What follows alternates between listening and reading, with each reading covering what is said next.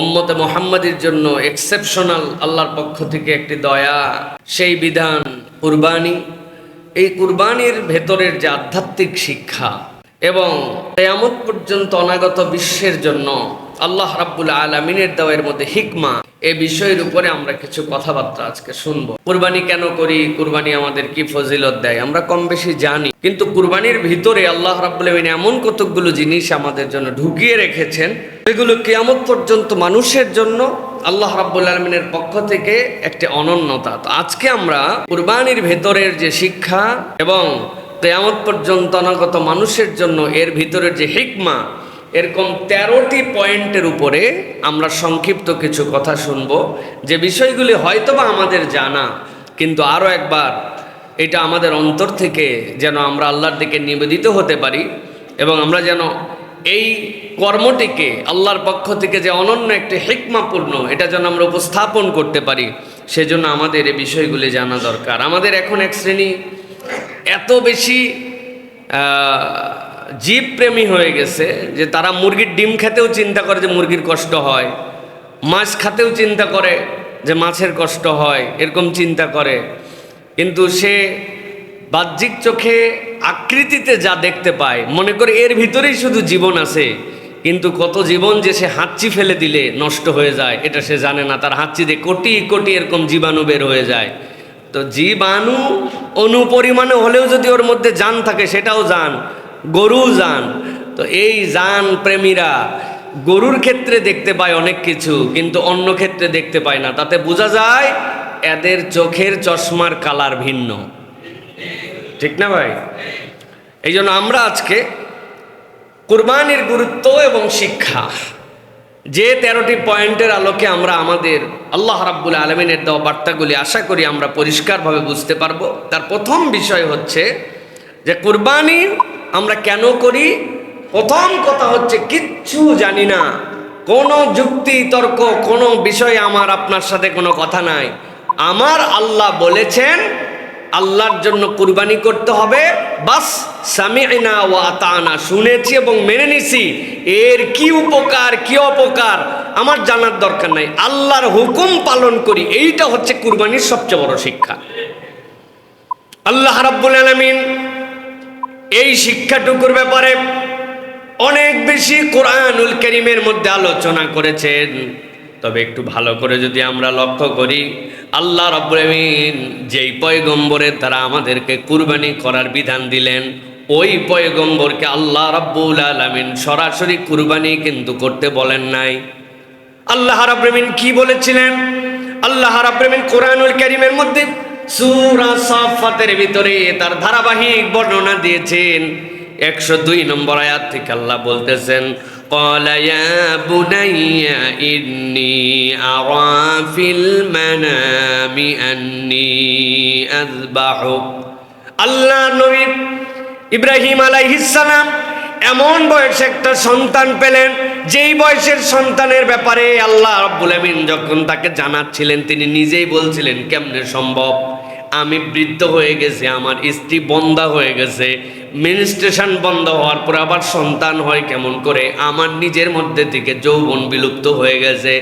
আল্লাহ বলছিলেন কাযালিক, আপনার ভাবার দরকার নাই, আল্লাহ যেমনে মন চাই তেমনি আপনাকে সন্তান দান করবেন।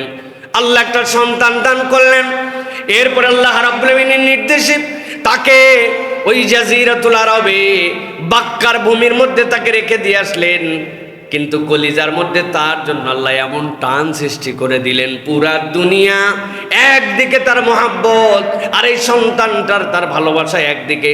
আল্লাহ তাকে স্বপ্নে দেখালেন যে আল্লাহ রাব্বুল আলামিনের জন্য আপনি আপনার প্রিয় জিনিসটাকে কুরবানি করেন। এই ঘটনা জানে না এরকম কেউ নাই, ঠিক কিনা? কিন্তু ভালো করে একটু খেয়াল করেন, আল্লাহ রাব্বুল আলামিন তাকে বলেন নাই আপনি আপনার সন্তানকে কুরবানি করেন।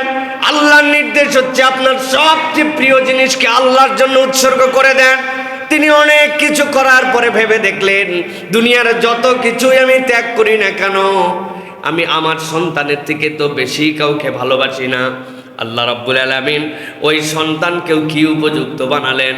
আল্লাহর পয়গম্বর এসে তাকে বললেন, আমি তো দেখেছি আমি যেন তোমাকে আল্লাহর জন্য কুরবানি করছি, কেননা তুমি হচ্ছ আমার সবচেয়ে প্রিয়। দুনিয়ার বুকে যেই সন্তানেরা নিজেদেরকে ইব্রাহিমের সন্তান হিসাবে, জাতির পিতা হিসাবে ইব্রাহিম আলাইহিস সালামকে মেনে নিবে, প্রত্যেকটা সন্তানের জন্য পিতার কাছে কেমন অনুগত হতে হবে, আল্লাহ রাব্বুল আমিন ইব্রাহিম আলাইহিস সালামের সন্তানের দ্বারা এই বার্তাটাও আমাদের কাছে পৌঁছাইছেন। যেই না তাকে এসে বলেছেন, আমি তো দেখেছি তোমাকে আমি জবে করতেছি। ইসমাইল আলাইহিস সালাম এক মুহূর্ত দেরি করেন নাই, এরকম কোনো কথাও বলেন নাই। এরকম স্বপ্ন মানুষ দেখেই থাকে। স্বপ্ন দেখলে কি মানুষকে জবে করতে পারে নাকি? আল্লাহ রাব্বুল আমিন কি কোনো পয়গম্বরকে মানুষ হত্যার নির্দেশ দিবেন নাকি? কোনো এরকম কথা তিনি বলেন নাই। এক বাক্যে আল্লাহ রাব্বুল আমিন তার ভিতরে এই বার্তাটুকুকে জাগরুক করে দিয়েছিলেন যে ইব্রাহিম আলাইহিস সালাম আল্লাহর পয়গম্বর যেটা স্বপ্ন দেখে সেটা কেবল স্বপ্ন নয়, সেটাও আল্লাহর প্রত্যাদেশ। সুবহানাল্লাহ। সাথে সাথে তিনি বলে দিলেন, ফানজুর মাযা তারা ক্বালা ইয়া আবাতি ফাল মা তুমার সাতাজিদুনি ইনশাআল্লাহু মিনাস সাবিরিন।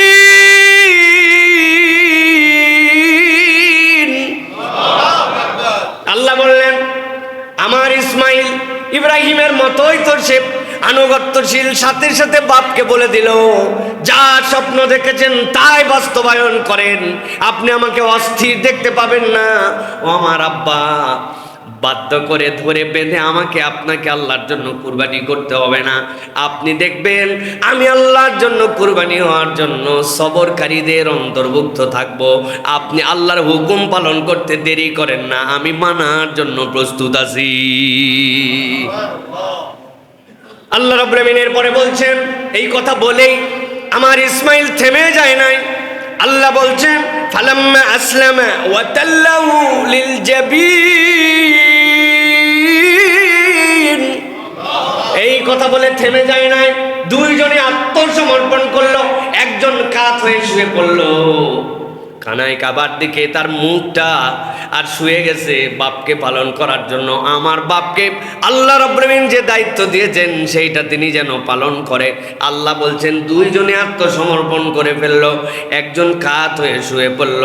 আল্লাহ বললেন, আল্লাহ এই পর্যন্ত দেখার সাথে সাথে ইব্রাহিমের জন্য আসমান থেকে ডাক দিয়ে দিলেন। আল্লাহ বললেন, ও ইসমাইল, ও ইব্রাহিম, তোমাদেরকে আল্লাহ রাব্বুল আমিন যেই পরীক্ষা দিয়েছিলেন, যে আদেশ দিয়েছিলেন, তোমরা ওই আদেশ এখনো বাস্তবায়নে সরাসরি করো নাই, কিন্তু তোমাদের অন্তর সমর্পিত হয়ে গেছে।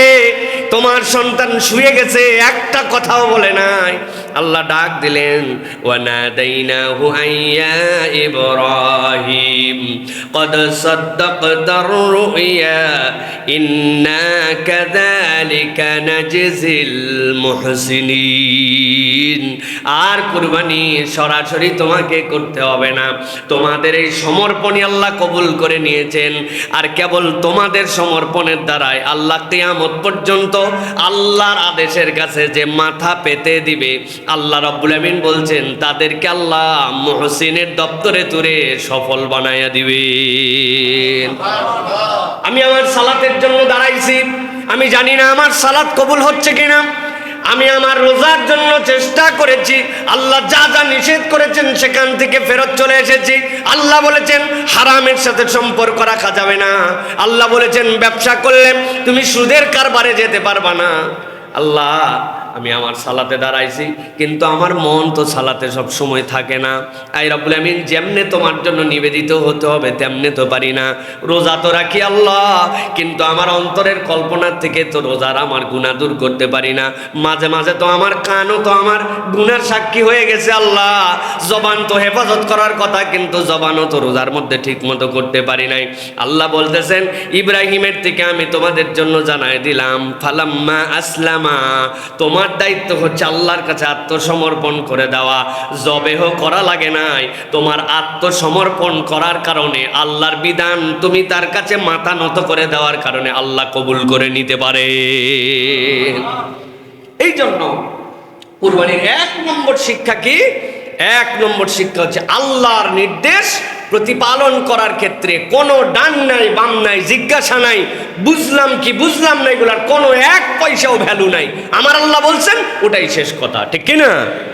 এটা হচ্ছে কুরবানির এক নম্বর আমাদের জন্য শিক্ষা, যে আল্লাহ রাব্বুল আলামিনের নির্দেশ পালন করার ক্ষেত্রে ইমানদার ডান বাম দেখবে, লজিক খুঁজবে না, কিচ্ছু খুঁজবে না। বাস আল্লাহ বলছেন শেষ, করলে কি হবে, না করলে কি হয়, যদি একটু পরে করি, যদি আগে করি, যদি বুঝে করি, না বুঝে করি, হ্যাঁ, দেশ কাল পাত্র না, কোনো কথাবার্তা নাই। আল্লাহ শিখাচ্ছেন যে কুরবানির সর্বোচ্চ ত্যাগটুকু ইব্রাহিম আলাইহিস সালাম দিয়ে গেছেন। আল্লাহ রাব্বুল আলামিন ইসমাইল আলাইহিস সালাম দ্বারা তারা সেটা দেখাই দিয়ে গেছেন। তোমরা এখন সেই ইব্রাহিমের নসলে, ইসমাইল আলাইহিস সালামের সিলসিলায় উম্মতে মুহাম্মাদি, সুতরাং তোমাদেরও ওই ডিমান্ড আল্লাহর কাছে যে তোমরাও আল্লাহর কাছে আত্মসমর্পণকারী হিসেবে উত্থিত হবে। সুবহানাল্লাহ। দুই নম্বরে আল্লাহ রাব্বুল আলামিন বলছেন কুরবানির শিক্ষা হচ্ছে তোমাদের জন্য তাকওয়া। কুরবানি আল্লাহ রাব্বুল আলামিনের জন্য দিচ্ছ, কিন্তু তুমি আল্লাহর কাছে নিজেকে মুত্তাকি হিসেবে উপস্থাপন করছো কিভাবে? আল্লাহ রাব্বুল আলামিন কোরআনুল কারীম সূরা হজ্জের ভিতরে এটার বর্ণনা দিয়েছেন।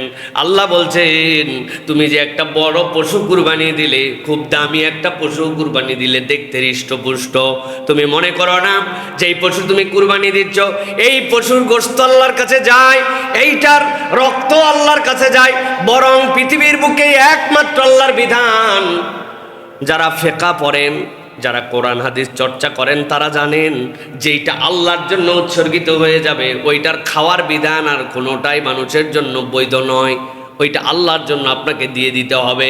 কিন্তু এক্সেপশনাল বিধান হচ্ছে এই কুরবানি, যেটা আপনি বলেছেন আল্লাহুম্মা লাকা ওয়া মিনকা, আল্লাহ তোমার জন্যই দিচ্ছি, তোমার দেওয়ার সম্পদ দিয়ে আমি নিবেদন করছি, কিন্তু জবে হয়ে যাওয়ার সাথে সাথে আল্লাহ সেটা আবার আপনার জন্য বৈধ করে দিচ্ছেন, আপনি সেটা উপভোগ করতে পারেন।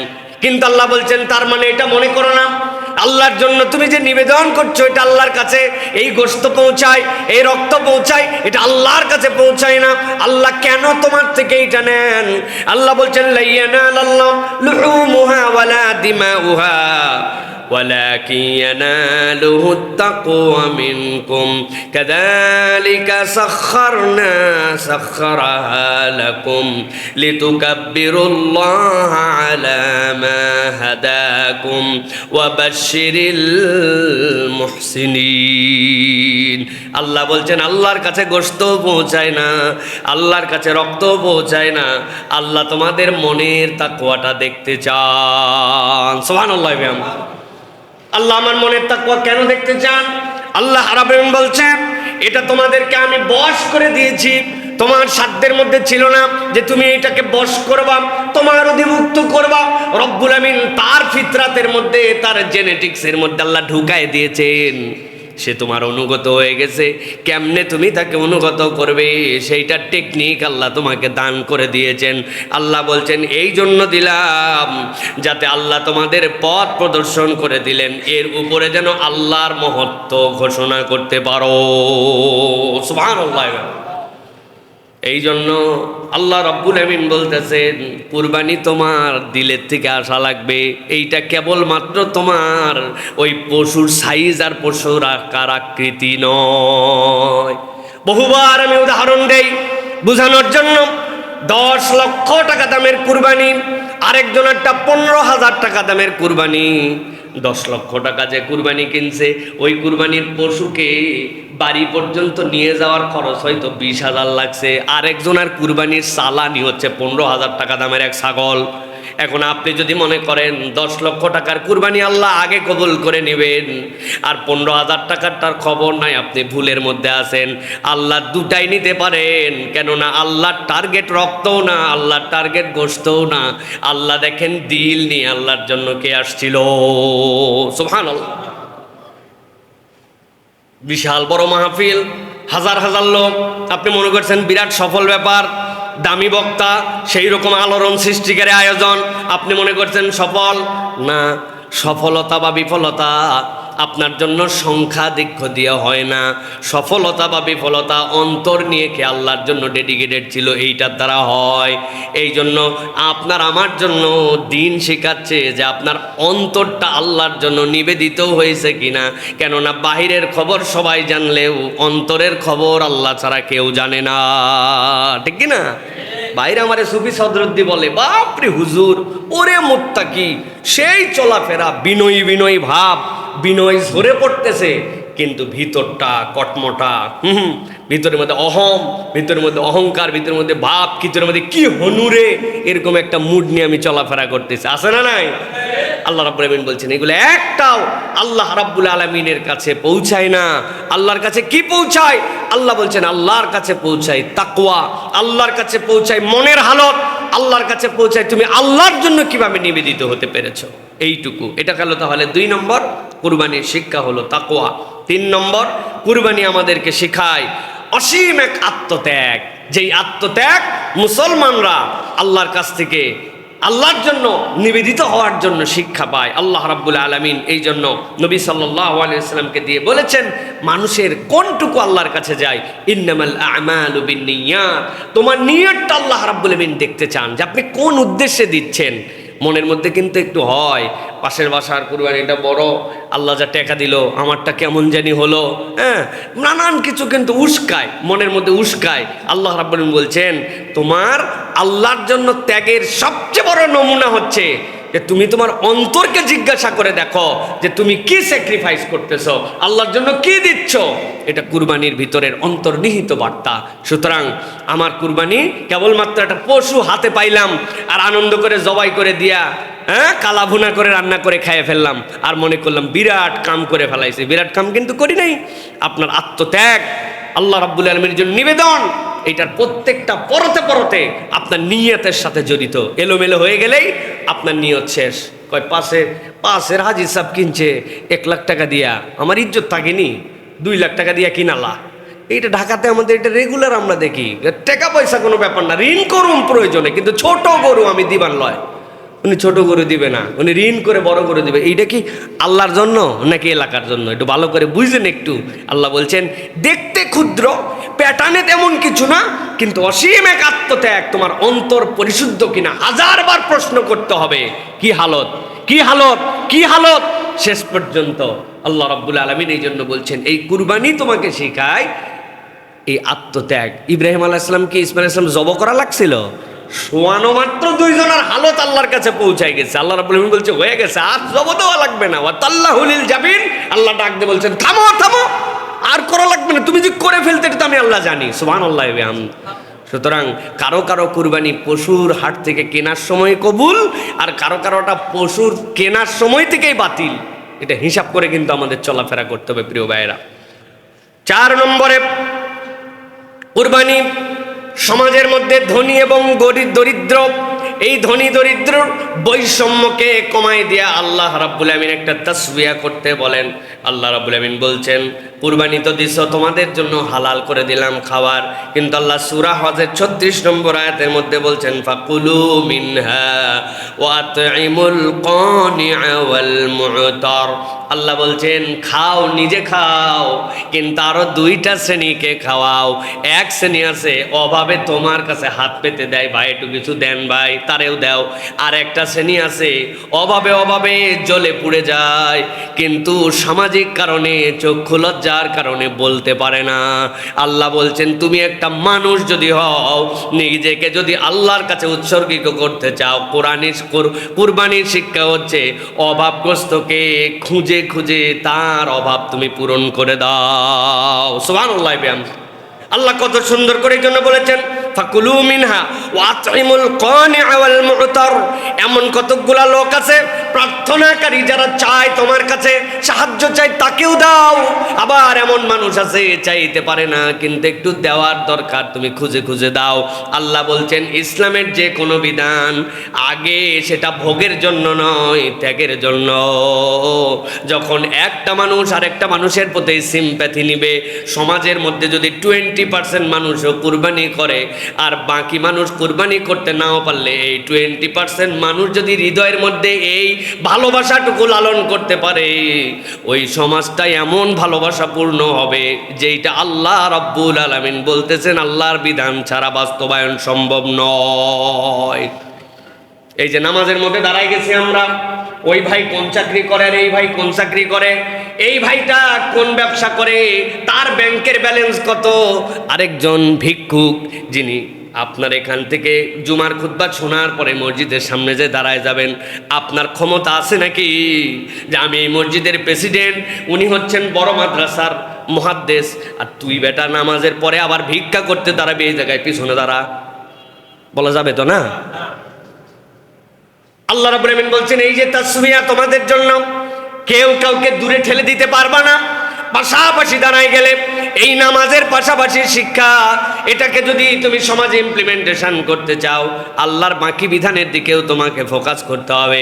এই জন্য আল্লাহ যত জায়গায় বলেছেন আকিমুস সালাহ ওয়া আতুজ যাকাত, আল্লাহ সব সময় বলেছেন যেই সমাজকে তোমরা সালাত দ্বারা সমতার বিধানে নিয়ে আসতে চাও, ওই সমাজে যদি প্রকৃত তাসবিয়া দেখতে চাও, তাহলে আল্লাহর দেওয়া হুকুম অনুযায়ী অর্থনৈতিক মুক্তি লাগবে। অর্থনৈতিক মুক্তি ছাড়া সমাজের প্রপার কখনো বৈষম্য দূর করা যায় না, ঠিক কি না? আপনি যত লেকচার ছাড়েন, যত ওয়াজ নসিহত করেন, সমাজের চুরি চামারি অন্যায় রাহাজানি এগুলোর অন্যতম একটা কারণ হচ্ছে সমাজের এক শ্রেণী টপে চলে গেছে, আরেক শ্রেণী এত নিচে চলে গেছে যে এই দুইটার মধ্যে সমতা নাই। এই সমতার বিধান লাগবে। আল্লাহ বলছেন কুরবানি এরকম একটা বৈষম্য তোমাদের দূর করার জন্য তোমাদেরকে শিখায়। 5 নম্বরে কুরবানি হচ্ছে আল্লাহ রাব্বুল আলামিনের ভালোবাসা অর্জনের একটা মাধ্যম। আমরা আল্লাহর প্রিয় পাত্র হতে চাই, চাই না? যে আল্লাহর আমি যেন প্রিয় হই। আল্লাহ বলছেন এই প্রিয় হওয়ার একটা উপায় হচ্ছে তোমাদের জন্য, সেটি হচ্ছে কুরবানি। রাসূলুল্লাহ সাল্লাল্লাহু আলাইহি ওয়াসাল্লাম তিরমিজির হাদিসের মধ্যে বলছেন, নবীজি বলছেন মা আমিলা আদামিয়্যু মিন আমালিন ইয়াওমান নাহরি আহাব্বা ইলাল্লাহি মিন ইহরাকিদ দাম। কুরবানির দিনে আল্লাহর কাছে আসমানের নিচে জমিনের উপরে কোনো বান্দা যদি আল্লাহর জন্য কোনো দম করে, আল্লাহর জন্য কোনো পশুকে যদি জবেহ করে দেয়, এর থেকে পছন্দনীয় আমল আল্লাহর কাছে আর কিছু নেই। সুবহানাল্লাহ। আল্লাহ দেখেন আমার বান্দা, আমার দেওয়া সম্পদ, আমি ওই পশুর স্রষ্টা, আমি তার অধিভুক্ত করে দিয়েছিলাম, সে আমার দেওয়ার সম্পদ থেকে কয়টা টাকা কামাই করছে করে আমার জন্য আবার সেটার মধ্যে আল্লাহর জন্য জবে করে দিছে। আল্লাহ রাব্বুল আলামিন বলছেন আসমানের নিচে জমিনের উপরে কুরবানির দিনে কুরবানির থেকে উত্তম কোনো আমল নাই। যারা এই কাজ করে তারা আল্লাহর প্রিয় পাত্র হয়ে যায়। সুবহানাল্লাহ।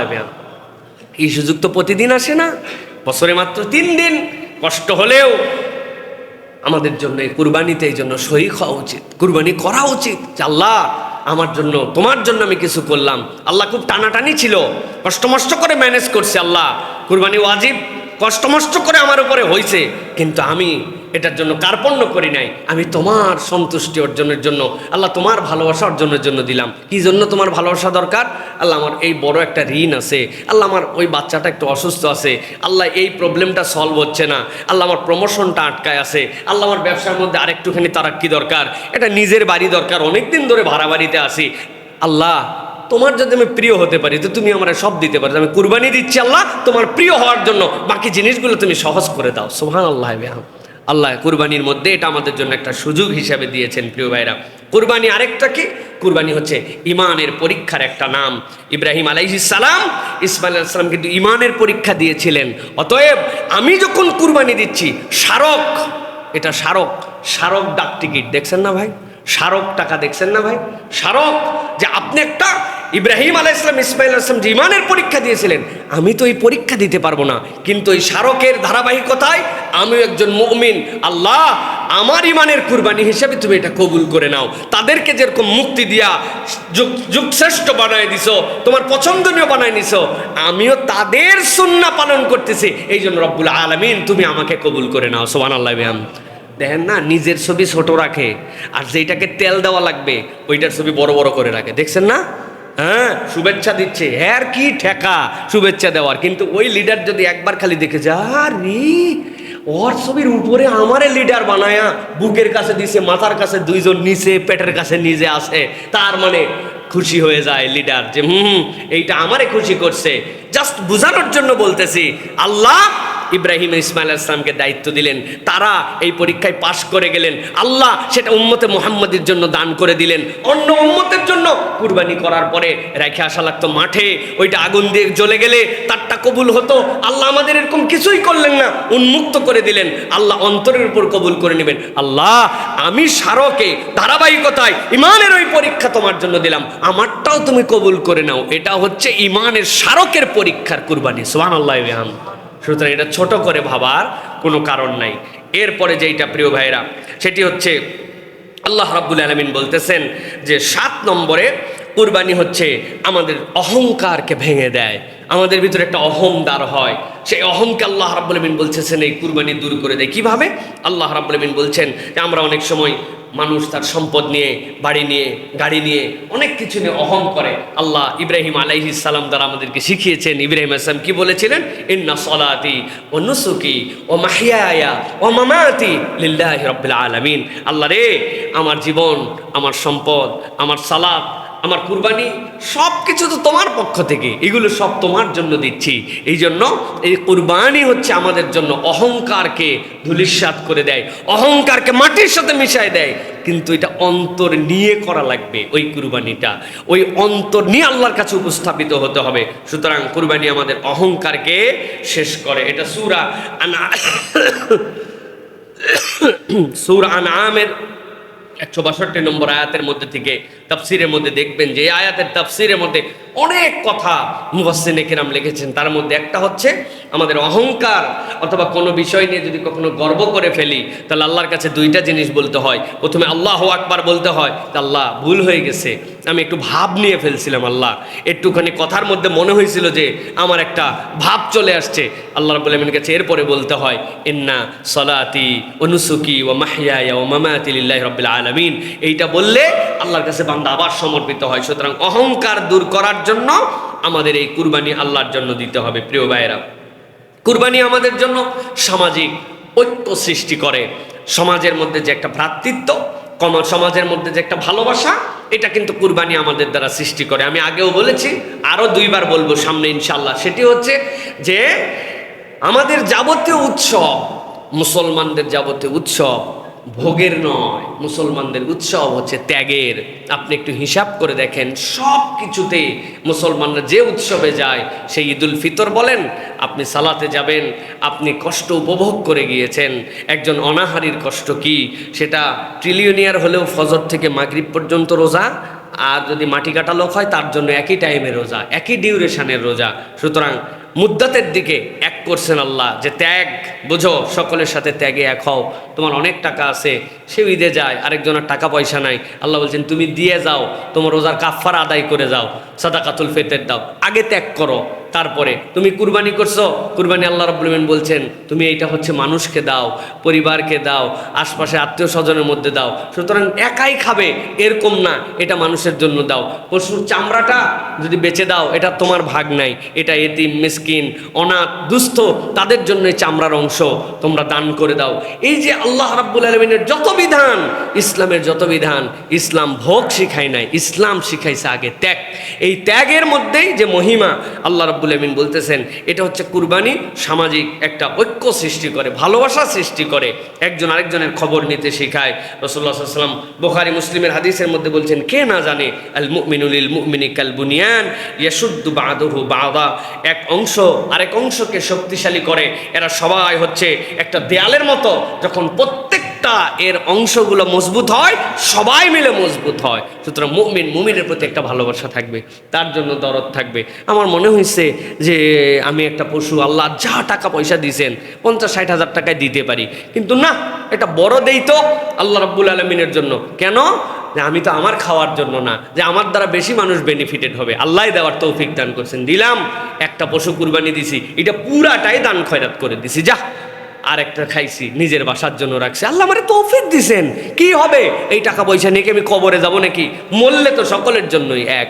ওই যে বাংলাদেশ থেকে 4.5 কোটি টাকা নিয়ে, নাম বলে দিলেই চিনে ফেলবেন এখন, শিকদার গ্রুপের মালিক, বাংলাদেশে পালাই গেছিল, বহুত বড় বড় রিসোর্ট বানায় গেছে, হ্যান বানায় গেছে, ত্যান বানায় গেছে, সিস্টেম মিস্টেম করে যেই টাকা তার পাওয়ার কথা নয় সেই টাকা সে ম্যানেজ করে নিছে।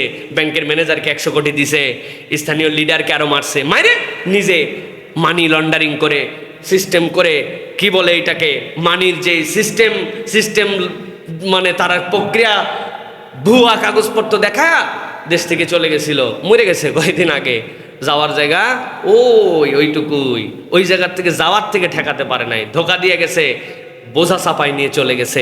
এই জন্য প্রিয় ভাইরা, টাকা পয়সা যায় না কবরে, কিচ্ছু যায় না। নবী করিম সাল্লাল্লাহু আলাইহি ওয়াসাল্লাম বলছেন, যা তুমি খেয়ে গেলা আর যা তুমি পরে গেলা আর যে রেখে দিছো ওইগুলো সবগুলা বাতিল, তোমার আর কোনো কাজে লাগবে কি লাগবে না আল্লাহ কেবল জানেন। এই জন্য প্রিয় ভাইরা, কুঞ্জুসিপনা, টাকা পয়সা খালি গোনা, এটাকে হিসাব করা, অতিরিক্ত এটা নিয়ে ভাবনা করা, এটা হচ্ছে বোকামি। আল্লাহ রাব্বুল আমিন বলছেন যে তোমরা আল্লাহর দেওয়া দানগুলা করো, আল্লাহ রাব্বুল আমিন তোমাকে বৃদ্ধি করবেন। কেমন করে রে ভাই? ড্রেন যদি আটকায় যায়, সামনে থেকে আর যায় না, তো পিছনে তো আর জায়গা নাই, আপনার চ্যানেল খুলে দিলে না এরকম করে সার্কেল আসবে আল্লাহ রাব্বুল আমিনের পক্ষ থেকে। আমরা অনেকেই টাকা পয়সা গুনে এমন কুঞ্জুস, হাত ছোটে না, বড় হয় না, দিতে মন চায় না, খালি গুনে মনে করছি। না রে ভাই, খরচ করেন আল্লাহর জন্য, আল্লাহ রাব্বুল আলামিন আপনাকে আরো দিবেন ইনশাআল্লাহ। এটা আল্লাহ রাব্বুল আলামিনের শর্ত। আল্লাহ বলতেছেন এই শিক্ষাটাই কুরবানি আমাদেরকে শেখায় প্রিয় ভাইয়েরা। এরপরে সেটি হচ্ছে কুরবানি আমাদেরকে দুনিয়ার মোহ থেকে মুক্ত করে। দুনিয়ার যে মোহ, এটা আল্লাহ রাব্বুল আলামিন এই যে আল্লাহু আকবারের বরত্বে একটা পশুকে কুরবানি করতে শেখান, এটার সাথে অন্তরের একটা রিফ্লেকশন আছে। আমি সবসময় বুঝি না, সব কিছু আমি বুঝি না, কিন্তু সব কিছু বোঝাও আমার দ্বারা জরুরি না, কাজ কিন্তু কাজের মতো হয়ে যায়।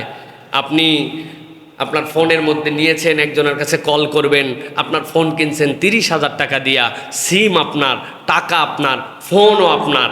ফোন কি আপনার না আমার? 30,000 টাকা কেনার পরে বললেন না যে কথা, ফোন আপনার না, কিনছেন আপনি। এখন আপনি বলতেছেন আমার ফোন, অতএব সবুজে চাপ দিয়েই কল দেওয়া লাগবে প্রত্যেক দিন, এর তো কোনো কারণ নাই। আমার ফোন, আমার টাকা, আমার স্টাইল, আমি লাল বাটনে চাপ দিয়ে কল ঢুকাবো। ভাই আমার জিনিস তো ভাই, আমি লাল বাটনে চাপ দেই আর যে বাটনে চাপ দেয় তোর কি? আমার যেমন চাই চাপ দেব না ভাই, ওর ভিতরে একটা সফটওয়্যার আছে, আপনি জানেন না, এটা আমার জানারও প্রয়োজন নাই। আপনি চাপ দিয়ে মনে করছেন সবুজ খালি দিলেই হলো, একটা প্রোগ্রাম সেট করা আছে, আমি বুঝি না, কিন্তু চাপ কিন্তু দিচ্ছে ওই জায়গায়, প্রোগ্রামের মতো কাজ করতেছে কি না? আপনি এই যে হাই জেমিনি বলতেছেন, বলা মাত্র শুনে জেমিনি চালু হয়ে যাচ্ছে। হাই সিরি বলা মাত্র আপনি হাই সিরি বলতেছেন, সাথে সাথে আপনার আইফোন স্টার্ট হয়ে যাচ্ছে, এরপরে call my mom, call my mother, call চলে যাচ্ছে। এটাকে একটা সিস্টেম আছে না নাই? কোনোদিন গবেষণা করছেন? হ্যাঁ, বললেই খালি কাজ হবে, কিভাবে কাজ করে দেখি তো। হ্যাঁ, হাই সিরি বললেই সিরি চলে আসলো, হাই জেমিনি বললে, এত তো ভাবেন না।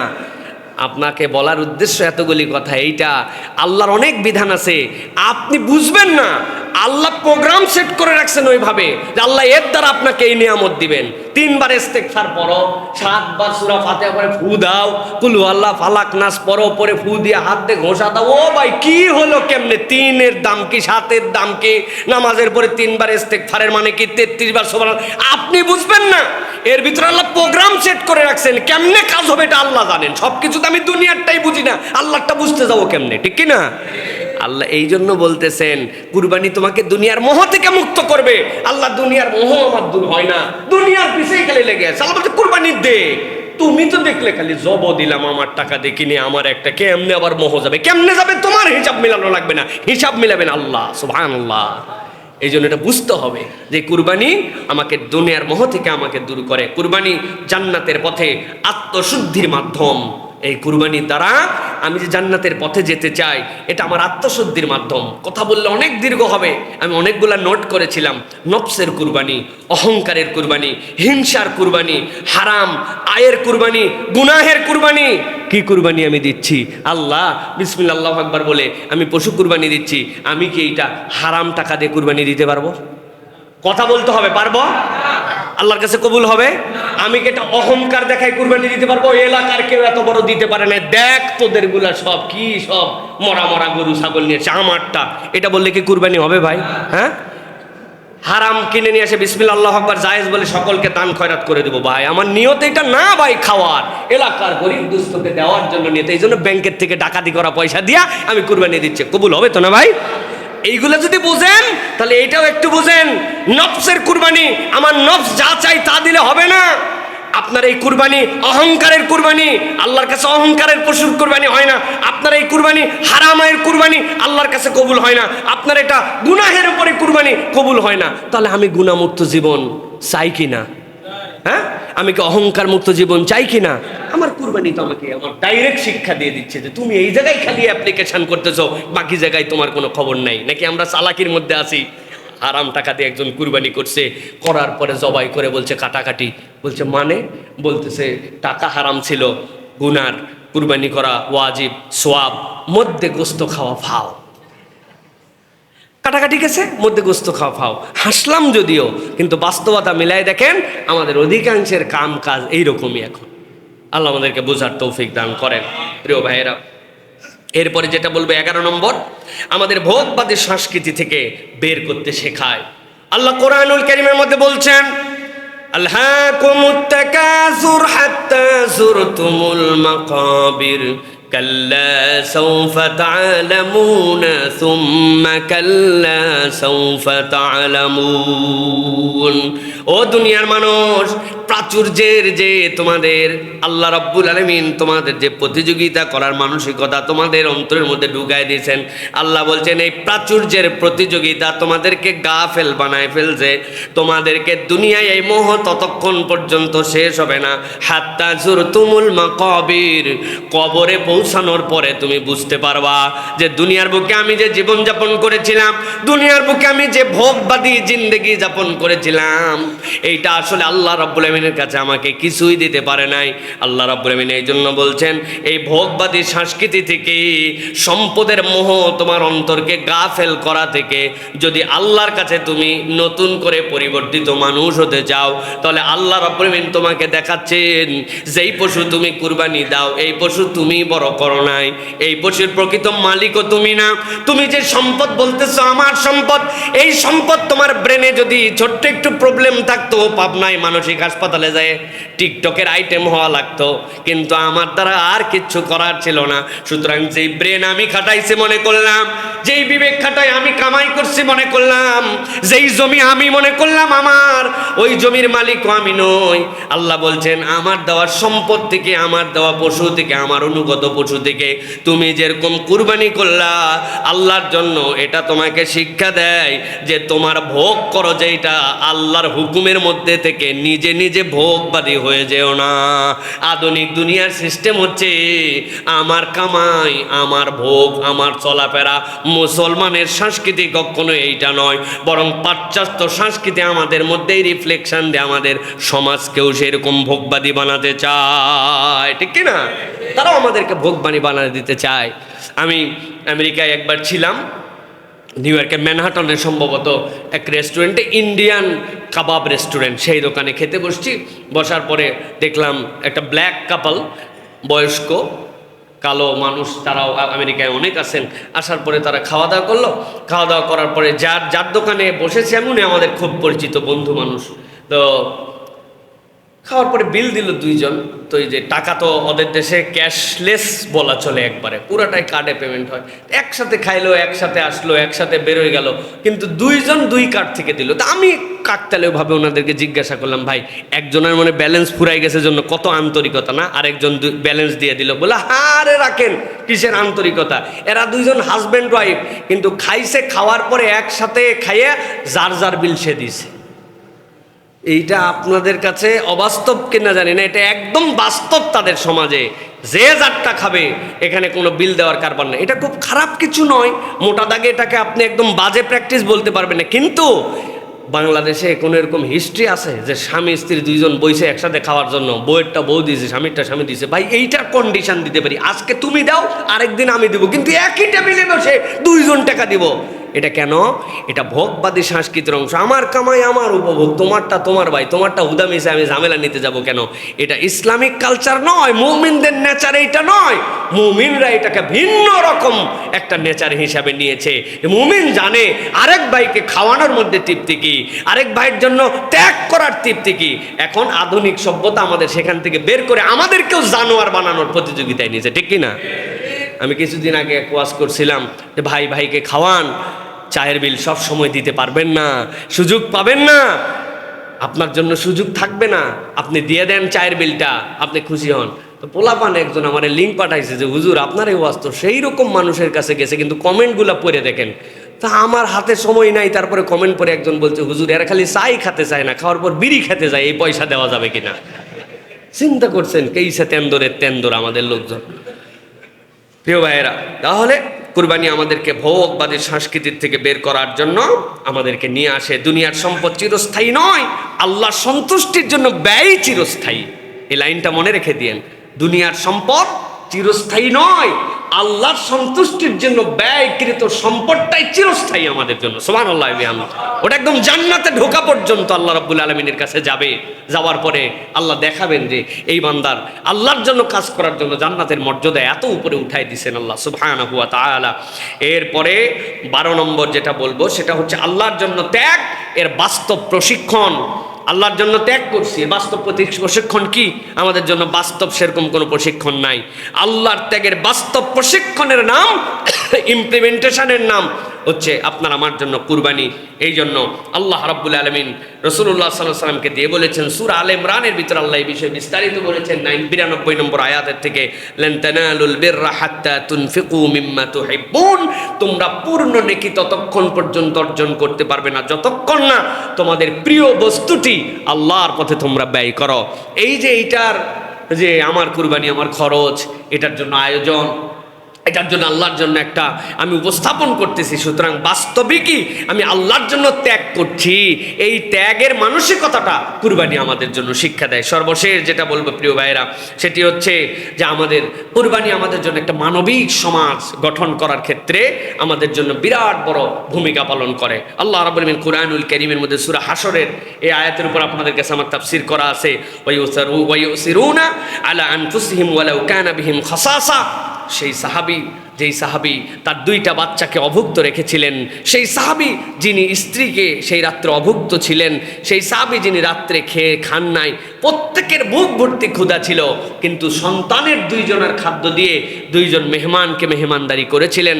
আল্লাহ রাব্বুল আলামিন ফজরের আগে জিবরাইল আমিনকে নামায়া রাসূলুল্লাহ সাল্লাল্লাহু আলাইহি ওয়াসাল্লামকে জানিয়েছিলেন এই সাহাবী দয়ের কাজ, একজন স্বামী স্ত্রীর কাজ আল্লাহ রাব্বুল আলামিনকে রাত্রেবেলা তাদের এই অভ্যন্তরীণ কাজ আল্লাহকে হাসাইছে যে পেটে ক্ষুধা কিন্তু অপরের জন্য কি স্যাক্রিফাইস করেছে।